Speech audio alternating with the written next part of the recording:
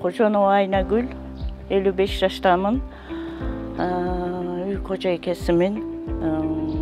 Şu tülpan güllerini өстүрүү менен алектенебиз көп жылдардан бери. Пандемия болуп, пандемия учурунда аксап калды бизнесибиз. Бизнесибизди кайра жолго салганга ушул Аристин окуулары жардам берди бизге. Аристке биз ушул айылдын тургундары 30 аял катыштык. 4 модулдан турат экен, 2 модулун окудук.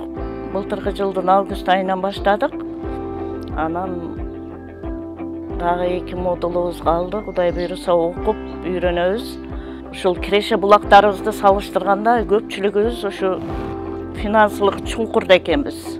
Анан бири-бирибиз менен ушу тажрыйба алмашып, ушул окуунун пайдасы болду бизге. Көп нерсени үйрөндүк. Мен ошого ушул тюльпан бизнесин өнүктүрүп, ушул финансылык чуңкурдан чыгып кетишке аракеттендик. Кудай буйруса 500 штук гүл чыгардык. Анан ушул шаарга барып сатып, ошол бир штугун 50 сомдон саттык. Жакшы, киреше жакшы. Эми быйылдан кийин 2 эсе 3 эселеп чыгарабыз деген ой максаттарыбыз бар.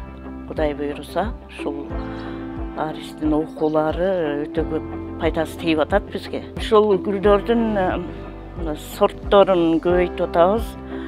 Ушул Султияна деген сорт чыгардык эле өзүбүз чаңдаштырып, ушул пион гүлүнө.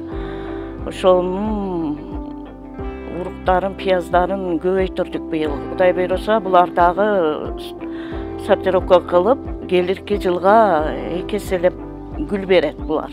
Окууга чейин бул бизнести кылат элек, ошол кирешени мындай жолго коюп эме кылган эмес экенбиз. Ошол бизнес планда түзгөндү үйрөнгөндөн кийин ушул кирешени эсептеп эме кылып, чыгашасын эсептеп, ошолорду жолго койдук.